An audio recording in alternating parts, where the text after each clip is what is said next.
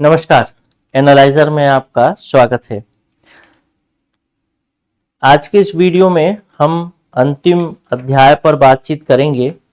जो अंतिम अध्याय है जिसका नाम प्रकीर्ण है, अध्याय 7, जो कि इस जो प्राधिकरण अधिनियम है, विधिक सेवा प्राधिकरण अधिनियम 1987, इसका अंतिम अध्याय है। तो अध्याय 7 जो कि प्रकीर्ण है, शुरू करते हैं। अध्याय 7 प्रकीर्ण। इस अध्याय 7 के अंतर्गत हमको जो धारा पढ़नी है, धारा 23 से लेकर के धारा 30 तक पढ़ना है। यानी टोटल जो धाराएं पढ़नी है, धाराएं वो हमको पढ़नी है 8, 23, 24, 25, 26, 27, 28, 29, 30। 8 धाराएं पढ़नी है और धीरे धीरे हर धारा को पढ़ेंगे। समय इसमें ज्यादा मेहनत और समय देने की जरूरत नहीं, यहाँ पर बहुत ज्यादा वो नहीं है। पहले देखते हैं धारा 23। धारा 23 कहता है कि भारतीय दंड संहिता 1860 की धारा, भारतीय दंड संहिता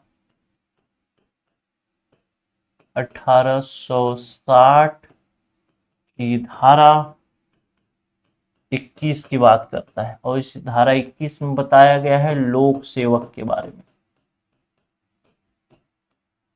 ठीक, तो धारा 23 में बहुत सामान्य सी बात है कि जो भी प्राधिकरण है, समिति है, लोक अदालत है, उसके सदस्य हैं, कर्मचारी हैं, अधिकारी हैं, जो भी हैं, वो भारतीय दंड संहिता 1860 की धारा 11 के अंतर्गत लोक सेवक माने जाएंगे।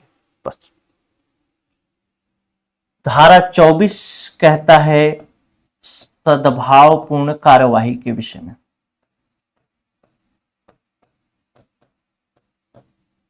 पूर्ण कार्यवाही, सद्भावपूर्ण कार्यवाही क्या है?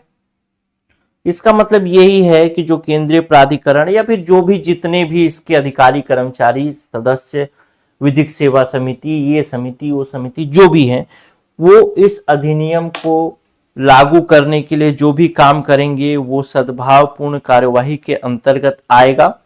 अर्थात वो जो काम करेंगे बाद में उनके खिलाफ, अगर वो अधिनियम को लागू करने या अधिनियम के समर्थन में कोई काम करते हैं तो उनके खिलाफ कोई न्यायिक मुकदमा दर्ज नहीं किया जा सकता। बस उसी को कहा जाता है सद्भावपूर्ण कार्यवाही।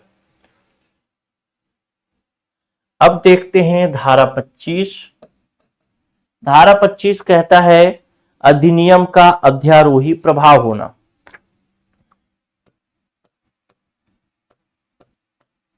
अधिनियम का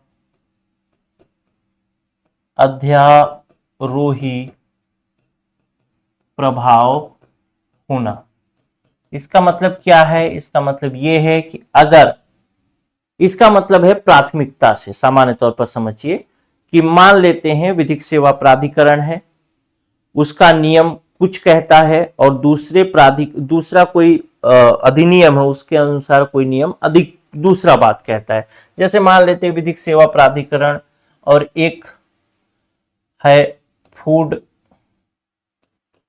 security bill, food security act. Food security act जो भी भारत सरकार का अधिनियम है और विधिक सेवा प्राधिकरण अधिनियम भी भारत सरकार का अधिनियम है। तो अगर कभी मामला ऐसा हो कि फूड सिक्योरिटी एक्ट को ज्यादा तवज्जो देना है किसी मामले में, या फिर ये विधिक सेवा प्राधिकरण अधिनियम को देना है, तो वहां पर प्राथमिक कौन होगा? विधिक सेवा प्राधिकरण होगा। तो ये प्राथमिकता का बात है बस। ठीक, इस अधिनियम के तत्समय किसी प्रवृत्ति के रहते हुए किसी भिन्न आधार पर प्रभाव रखने वाली लिखित उससे असंगत बात के होते हुए भी अधिनियम प्रभावी होगा। ठीक, अब देखते हैं कठिनाइयों को दूर करने की शक्ति, जो कि है धारा 25-26 के अंतर्गत। कठिनाइयों को दूर करने की शक्ति। यानी इस अधिनियम को लागू करने के दौरान यदि कोई कठिनाई आती है, यानी कहीं पर कोई लूप होल होता है, लूप होल रहता है, तो उसको दूर करने की शक्ति किसके पास है? तो वह है केंद्र सरकार के पास। कठिनाइयों को दूर करने की शक्ति किसके पास है? केंद्र सरकार के पास। केंद्र सरकार इसके लिए नियम बनाएगी और जो भी नियम बनाएगी उसे अधिसूचना में प्रकाशित करेगी, अधिसूचना के रूप में राजपत्र में प्रकाशित करेगी।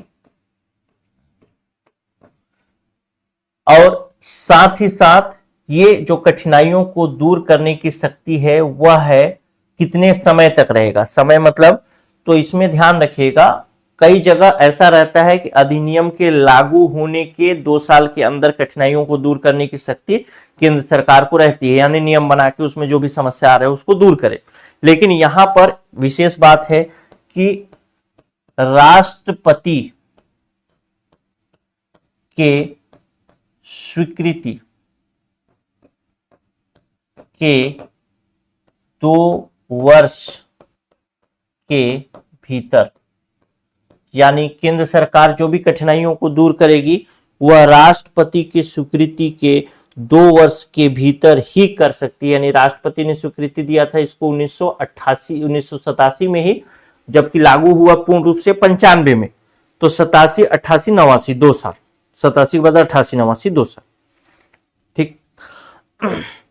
अब जो भी कठिनाइयों को दूर करने के लिए शक्ति बनाएगी, शक्ति का प्रयोग करेगी, तो जाहिर सी बात है कि वैसा जो भी प्रयोग करेगी अगर केंद्र सरकार इस धारा का, तो ये तो रहा था धारा 28 की उपधारा 1 और धारा 28 की उपधारा 2 के अंतर्गत उसे संसद में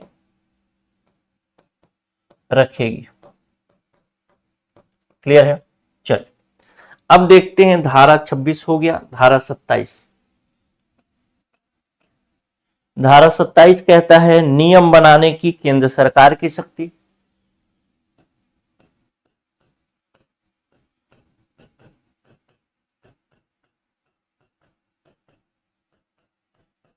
सरकार की शक्ति, तो जहां जहां पर हमने देखा है कि केंद्र सरकार मुख्य न्यायाधीश की सलाह पर नियम बनाएगा, केंद्रीय प्राधिकरण की सलाह पर नियम बनाएगा, वो सारे नियम केंद्र सरकार कौन सी धारा के अंतर्गत बनाएगा? तो धारा 27 के अंतर्गत बनाएगा। ठीक है, इसमें बहुत सारी चीजें लिखी गई हैं कि कहां कहां पर नियम बनाएगा, जिसको कि हम लोग पढ़ चुके हैं पहले। जैसे कि धारा 3 की उपधारा 2 के खंड ग के अधीन केंद्रीय प्राधिकरण और अन्य सदस्यों की संख्या क्या होगी, अनुभव क्या होगा या अर्हताएं क्या होगी, उस प्रकार से जो नियम बनाने की शक्ति केंद्र सरकार के पास था वो सारी केंद्र सरकार की शक्तियां यही होगी। ठीक। अब धारा 28 है राज्य सरकार के नियम बनाने की शक्ति।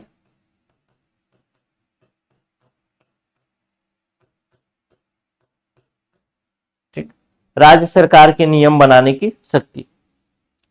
तो राज्य सरकार के नियम बनाने की शक्ति, जहां पर राज्य सरकार को नियम बनाना है, जैसे राज्य प्राधिकरण के अन्य सदस्य जो होंगे उनके लिए उनकी संख्या क्या होगी, उनकी अर्हता क्या होगी, उनकी योग्यता क्या होगी, अनुभव क्या होगी, इस प्रकार से बहुत सारे जगहों पर हमने पढ़े हैं कि राज्य सरकार नियम बनाएगी, राज्य सरकार नियम बनाएगी, तो वो धारा 28 के अनुसार बनाएगी। अब हम पढ़ेंगे धारा 29। धारा 29 है विनियम बनाने की शक्ति, विनियम बनाने की शक्ति यानी रेगुलेशन करने की शक्ति, विनियम बनाने की शक्ति। यह शक्ति किसके पास है? तो यह शक्ति पूर्ण रूप से उसके पास भी है, लेकिन धारा 28 के अंतर्गत ये धारा 29 के अंतर्गत एक केंद्र सरकार के पास। केंद्र सरकार जो विनियमन बना सकती है, जैसे उच्च न्यायालय विधिक सेवा समिति की शक्तियां क्या होगी, कृत्य क्या होंगे, या उच्चतम न्यायालय विधिक सेवा समिति की शक्तियां क्या होगी, कृत्य क्या होंगे, उस सब विषय में विनियम बना सकती है। या फिर सदस्यों सचिव की पदावधि से संबंधित विनियम बना सकती है, सब चीजें। और उसी प्रकार से धारा 29 का में इसी प्रकार से विनियम बनाने की शक्ति किसके पास है?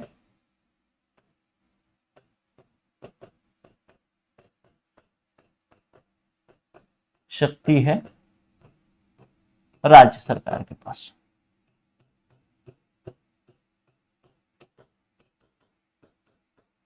इसके अलावा धारा 30 कहता है कोई भी नियम या विनियम जो बनेगा उस नियम या विनियम को रखा जाना। जैसे धारा 27 के अनुसार नियम बनाने की शक्ति केंद्र सरकार की है, राज्य सरकार की नियम बनाने की शक्ति है, विनियम बनाने की शक्ति केंद्र सरकार की, विनियम बनाने की शक्ति राज्य सरकार की है। तो नियम या विनियम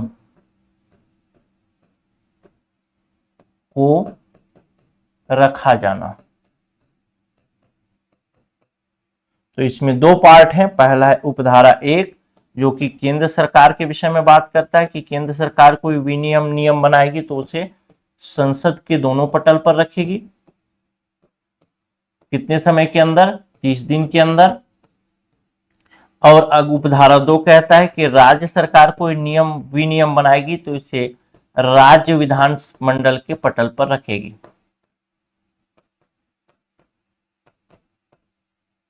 अब राज्य विधान मंडल के पटल पर रखने की बात जो है उसके विषय में जो समय सीमा दी गई है वह 30 दिन का नहीं दिया गया है, यह रखा गया है यथाशीघ्र, यानी जितना जल्दी हो सके उसे राज्य विधानमंडल के पटल पर रख देगी। बस यही था, इतना ही था। इसमें बहुत ज्यादा पढ़ने और बहुत ज्यादा वो याद करने की जरूरत नहीं है। ज्यादा से ज्यादा धारा ही पूछ सकता है, जोड़ी मिलान पूछ सकता है। इस अधिनियम में पूछने के लिए बाकी बहुत सारे जगह हैं जहां से पूछा जाएगा। तो ये जो प्रकीर्ण वाला भाग है उतना महत्वपूर्ण नहीं है, लेकिन फिर भी आपसे पूछ दिया कि सद्भाव लोक सेवक कौन सी धारा के अंतर्गत होगा, सद्भावपूर्ण कार्यवाही कौन सी धारा के अंतर्गत मानी जाएगी, अध्यारोही प्रभाव होने का मतलब क्या है, या फिर कठिनाइयों को दूर करने की शक्ति किसके पास है, कितने दिन के अंदर कर सकती है। यही एक टेक्निकल सा प्रश्न है जहां से पूछ सकता है।